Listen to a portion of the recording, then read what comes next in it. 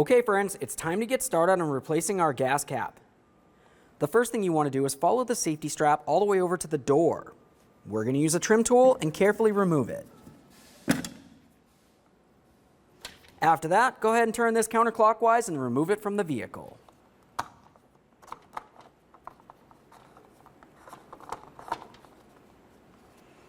There it is, friends. Okay, friends, let's get ready to install our fuel cap.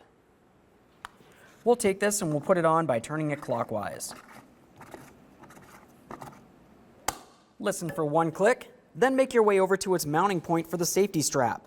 We'll slide that right into the door. Once again, listening for a click and giving it a tug to make sure it's secure. After that, go ahead and close the hatch. Thanks for watching.